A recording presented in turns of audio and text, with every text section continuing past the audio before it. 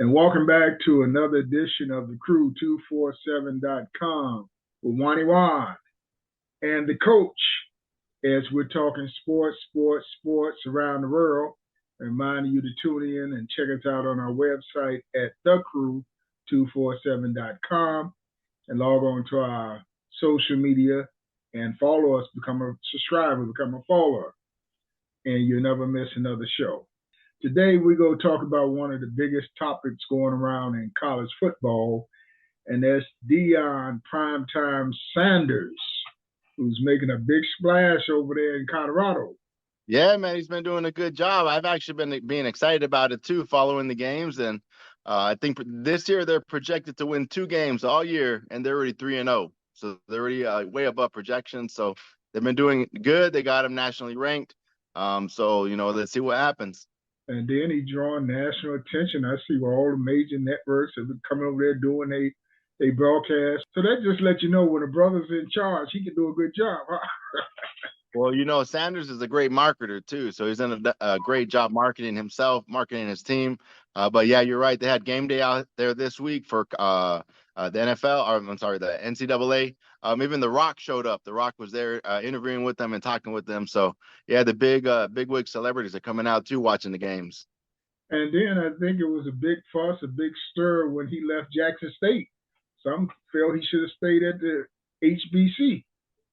Yeah, that's true. You know what I mean? I don't totally know what his thinking was behind that, but I think he wanted to get on one of the big college scenes and see what he could do there. And I mean, if you could tell, they're 3-0. They had a tough game last night, but they pulled it out and double overtime, and they're 3-0 right now. So they're exciting. They're the talk of the town. You're definitely in college football. They the talk of the town. I mean, I get on my social media and I hear people. I never thought I would stay up to watch late night to watch a college football. So he didn't pique the conscience of football fans, Deion fans, whichever way you want to call them.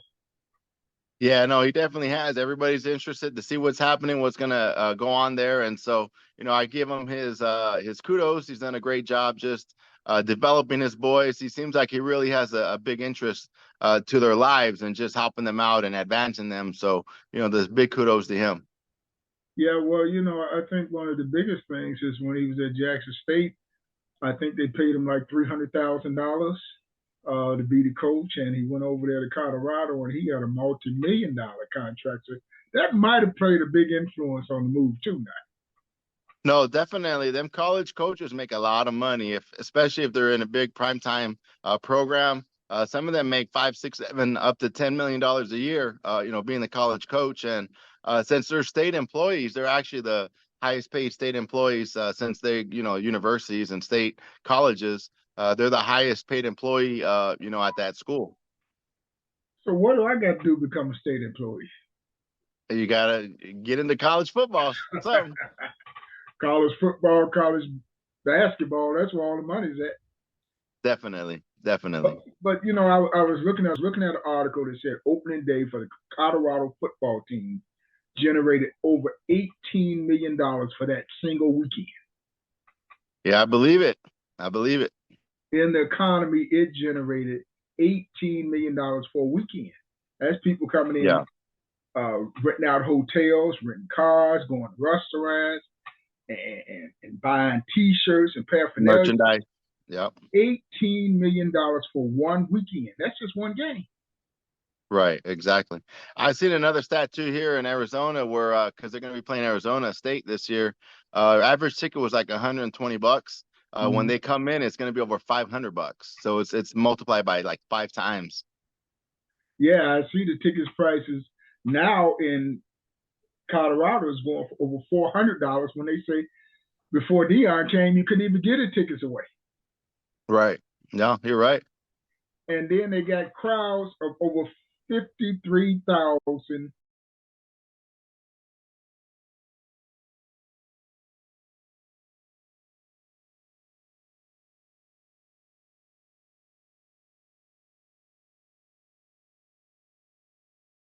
fans coming to the games in Colorado when the stands was empty before Deion came.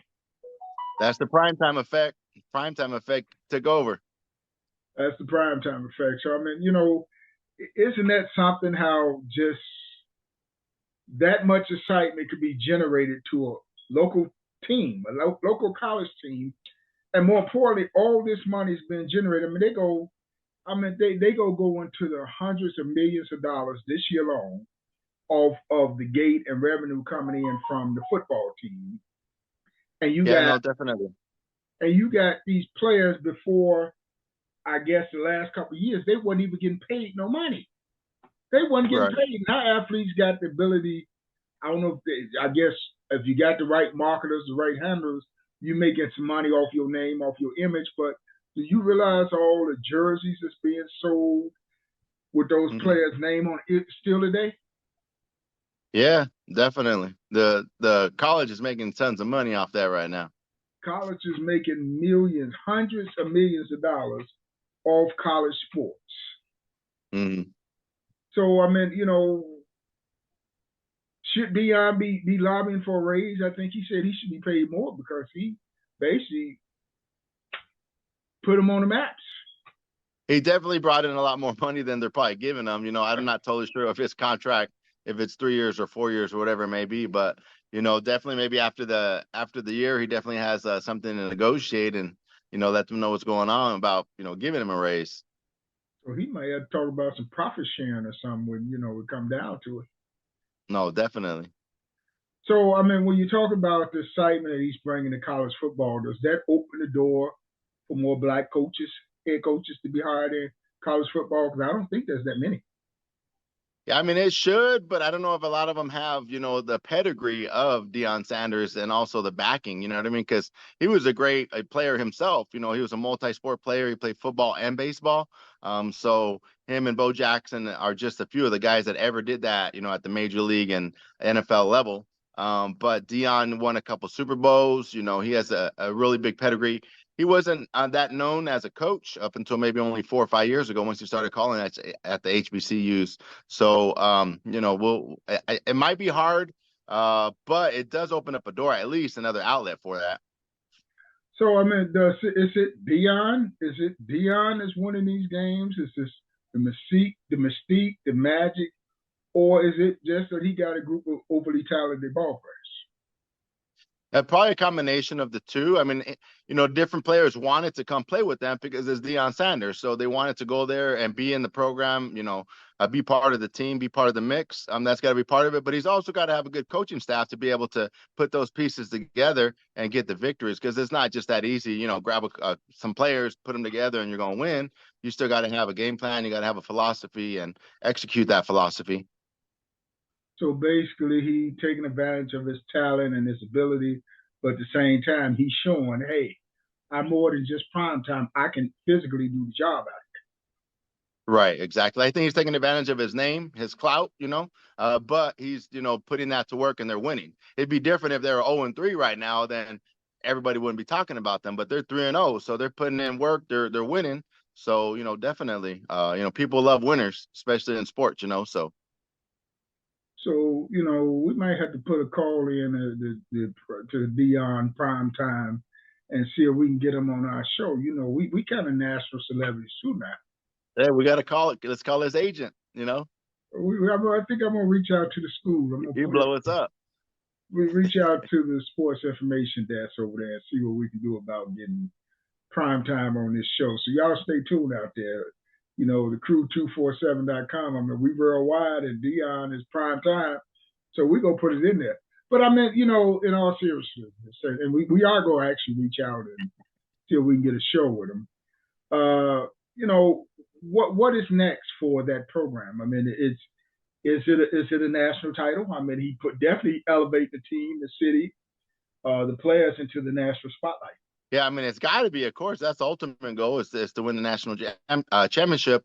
Right now, of course, it would be trying to win the Pac-12 title first, in your conference, and then after that, advancing to the college football playoffs. The only thing is, it's weird because they're at an odd time right now where the Pac-12 they're actually breaking up. After this year, most of the schools are going to the Big Ten, the Big 12. They're all splitting up. There's only two schools I think that are going to be left in the conference after this year in football, and it's I think Oregon and Oregon State, something like that. So I don't know. We'd have to see, where all the chips fall after that. So which conference is Colorado going into? I'm not sure if they're going to the Big 12 or the Big 10, but those conferences have like 18 schools now or 20 schools after this year. So are they moving just to pad their resume, or is it about dollars? It's about the dollars. So USC and UCLA started it a couple years ago. Mm-hmm. They moved conferences, and it was just for the money. Because I mean, the Pac-12 is basically the West Coast schools, Colorado, Arizona, California, Utah, all those states. And USC started a couple years ago where they got a better contract, better money. So they decided to move, and then this year, the other schools started leaving.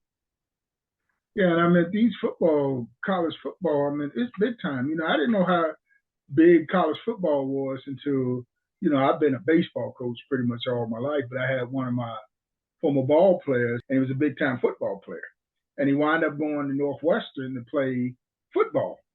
And his father would always try to get me to come to the games and this and that. And again, I was never into, especially not college football. In those days, we're going back over 30 years now, 30, almost 40 years now. And he would tell me about how they were guaranteed, these football teams were guaranteed like $300,000 just to show up for the game. Plus, they got a percentage of the game. Right. And I didn't realize how big the game was. And here's how it worked in college football and basketball. If you get comp tickets for somebody, you can't physically give them the tickets. They have to have them set aside because people take the tickets and go out and sell them. That's big money. No, definitely. Yep. I mean, you got 70, 80,000 fans going to the games, Per game. Yep, per game. Can you just envision the parking alone at $10? It's probably more than $10, but I remember when I was, one of my buddies was the high school wrestling coach, and that's how I got introduced to high school wrestling. I used to, help out with the wrestling and go to the state wrestling meets. And it was a big thing. You go to U of I and you go down there and all the wrestlers from all over the state come in, and believe it or not, they filled the stadium up, the basketball stadium up for wrestling matches. And they was charging $10, $15 to get in and $10, $15 to park. And I mean, they had over 15,000 people in the stand. So you start counting them fives and tens, and all of a sudden they was making big, big, big money. Yeah, no, some of them wrestling tournaments get really huge too. So definitely. Yeah. And wrestling, high school wrestling, like I said, I was introduced. I'd never seen a wrestling match before. I met Coach Hall, and we wind up going all over the place together. The two amigos. I'm the big black guy. He the big white guy. So, we hung out like twins. But wrestling, you get into it, it's gripping. It's fun to watch these young athletes wrestle. High school wrestling, college wrestling. It ain't nothing like this wrestling we see on TV. The WWE. It ain't Hulk Hogan wrestling.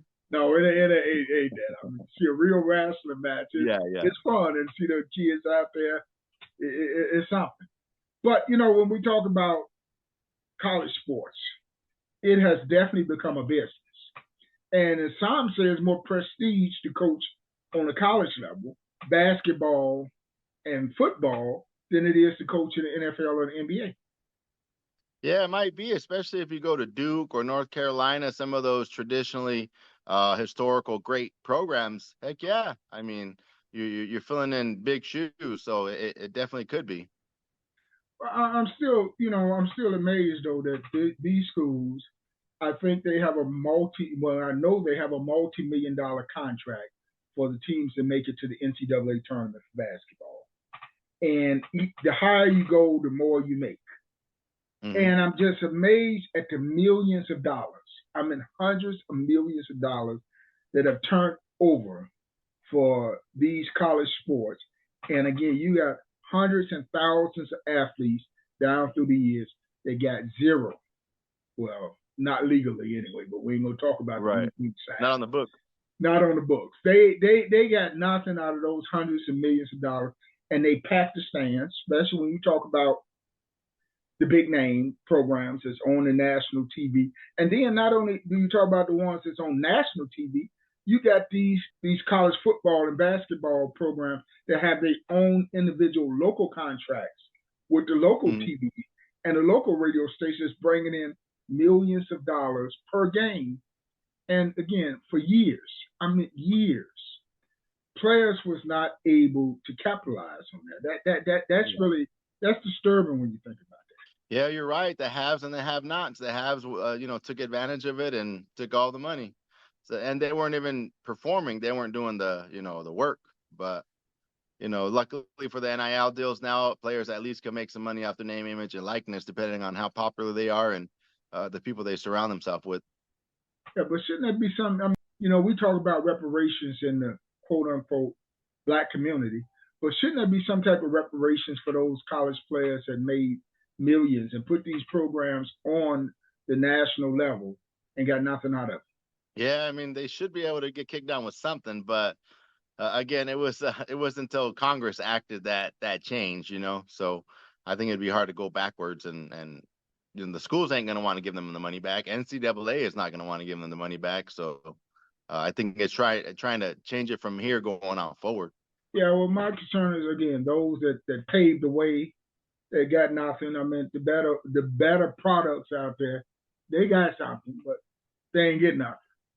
So Right. and then there's still crumbs at the end of the day, even those that may have got some, as you say, off the books or under the table, or from the alumni, whatever the case may be. It still was crumbs compared to the mega millions that was made off of this sport, their image, their likeness, the jerseys, and then under the cloak of, well, we giving these athletes a scholarship.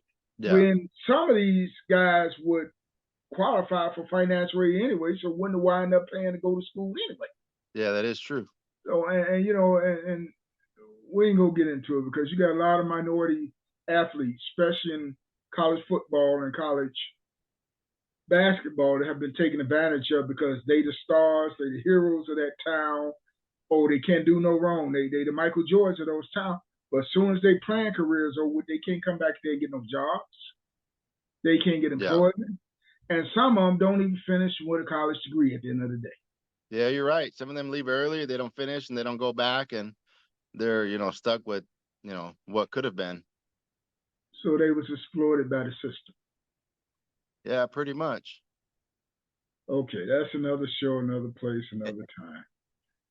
Well, again, we're very happy for Primetime Deion Sanders for what he's doing in Colorado, and hopefully he'll open the doors for other coaches to come along behind him and be successful. And I guess it got to be a thrill of a lifetime for a young man to sit in that locker room and hear his speeches. I've heard that he's a great motivator to these young men. Yeah, he is. Actually, if you hear some of his stuff that he says, and honestly, he's also has a couple of his kids on the team too. His quarterback is his son. So it's got to be a great experience for them too to be going through it and winning and competing at the highest level and having success. So I wonder, did his son have to earn the job, or was he given the job? Both. Okay, well, hey, prime time and prime time, hey, you got to make it.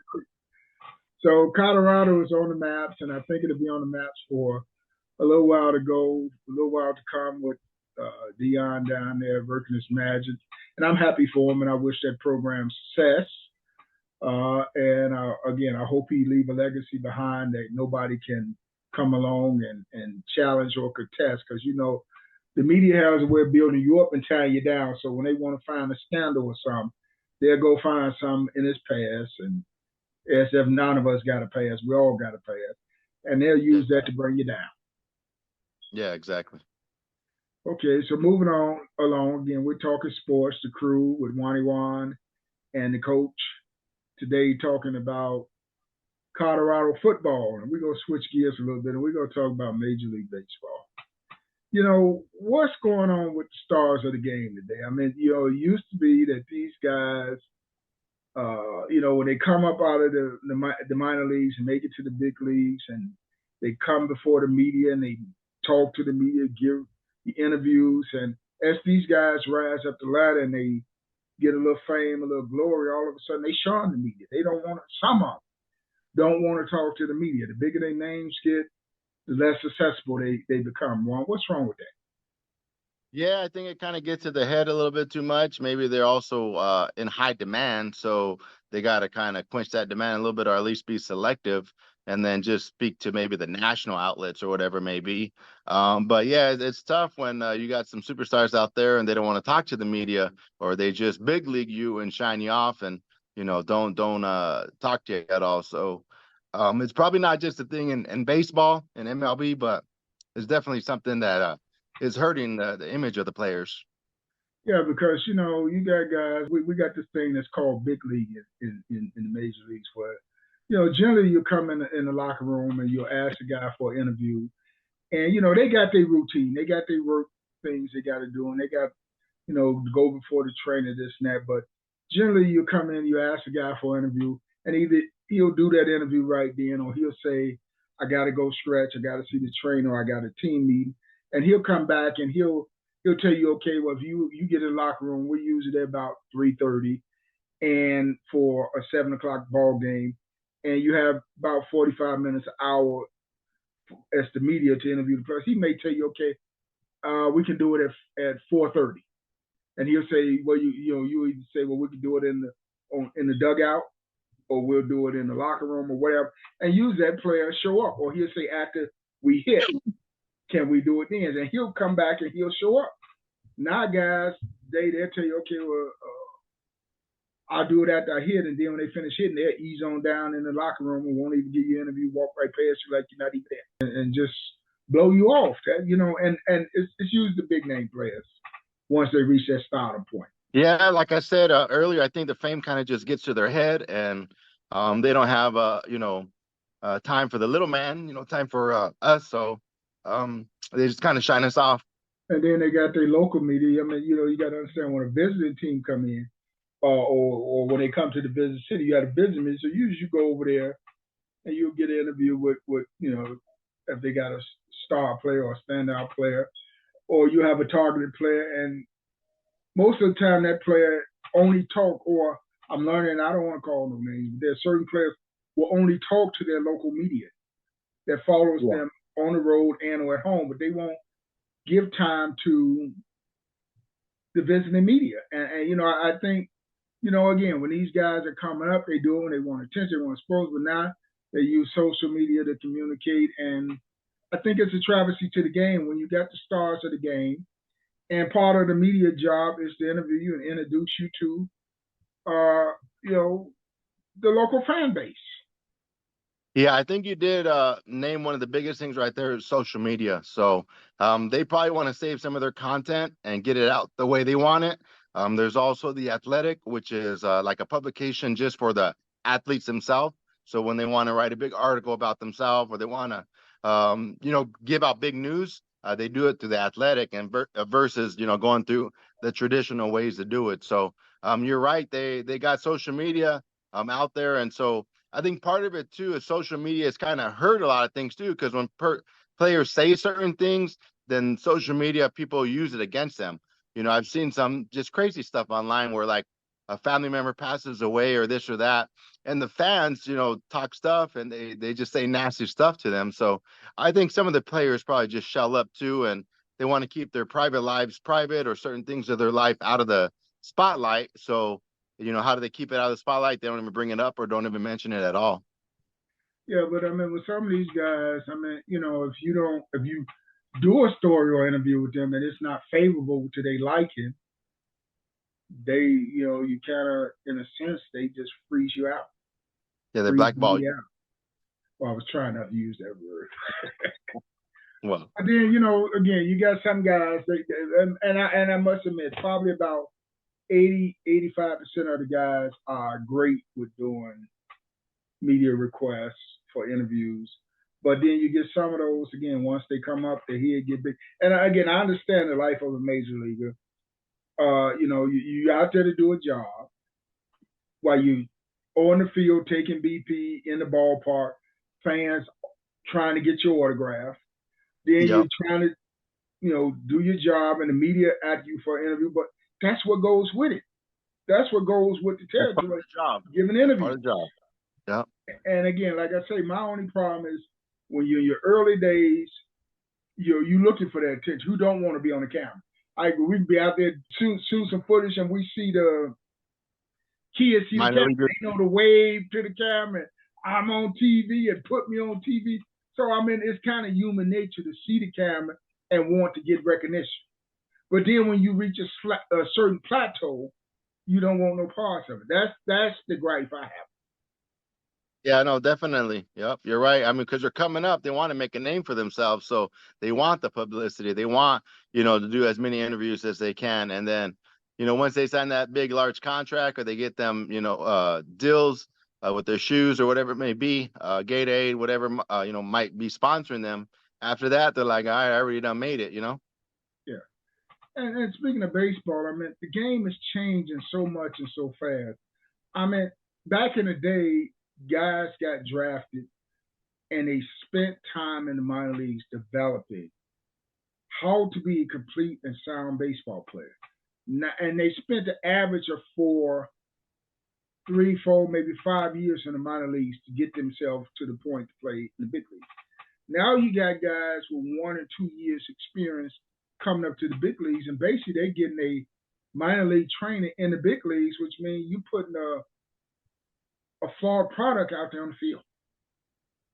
Yeah, that's true. A lot of times nowadays they're being rushed up, and I don't know how that's gonna hurt or help Major League Baseball in the long run. Well, I mean, can it help them? I mean, when the product is being diminished out there, the quality. I mean, the fans is looking for results because let's face it, the price of tickets to go to a sporting event is not going down; it's going up. So I mean, even in the NBA, it's a run and gun game. I mean, they don't play no defense. You said they play at playoff time, but I mean, really, if you want to see a good game, you got to go watch college basketball, college football. Yeah. No, you're right. I mean, it is hard. I mean, maybe the last 2 or 3 minutes of a NBA game, they might play defense, but they really don't play defense till the very end.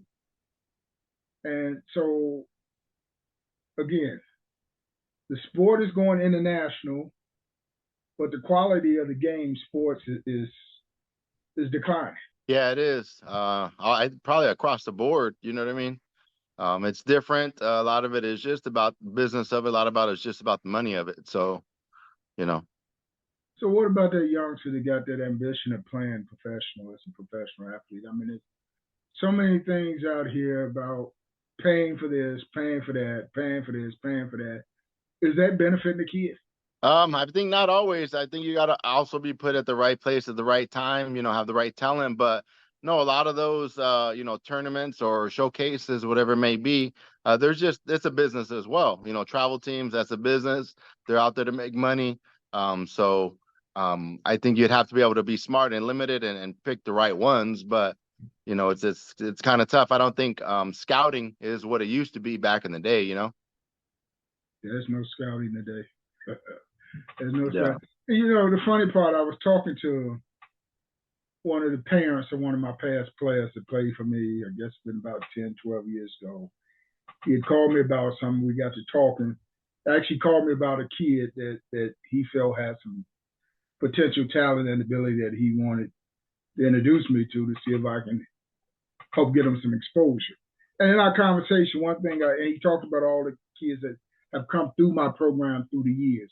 And I said, there's one thing that I've always told kids. I have not gotten anybody drafted. I have not gotten anyone in college. All I did was took these players and presented them with an opportunity that they would not have had under normal circumstances. And they had to take advantage of the opportunity. That's how they got either into college or they wound up being drafted, and in some cases, a few here and there made it to the major leagues. It's all about opportunity. Yep, that's what it is. It's presenting them an opportunity and them taking advantage of that opportunity. And all kids are not in the right circumstance, right condition, right environment. You can have the talent, you can have the ability, but if nobody knows you're out there, it's just a waste of time. Yeah, you're right. So how do we get more kids in situation today where they're getting opportunity for exposure? And you know, when we think about professional sports, I saw an article the other day. I was just so happy to be looking at. We think of playing on the professional level, from the high school to the college to professional level, but we don't understand. There's so many other jobs in the sports world outside of being an athlete on the field. They're front office jobs, they're marketing jobs, they're media jobs that most kids are never exposed to. No, you're right, and they might even have a greater opportunity to get one of those jobs because there's more of them out there. You know, you got security, you got ticketing, you got all kinds of other stuff out there. You know that are behind the scenes, but they're definitely great, steady jobs that players could take advantage of. And then you got jobs on a major league level like umpires. Nobody ever Hmm. talks about becoming an umpire when these umpires are making good money. You go out there for Yeah. 3 hours a day and umpire a game and travel to different cities. And there's only one black umpire that I know of, unless they didn't increase it, in all of Major League Baseball, all 30 Major League teams. You Yeah. got 15 games going on at one time. You got 30 teams, 4 umpires. You got 60 umpires on the field, not to mention reserve umpires and those in the commission office reviewing the footage and this and that. You only got one black umpire out Yeah. of a minimum of 60, probably about 100 total. And then you go through the minor league system. How many you got?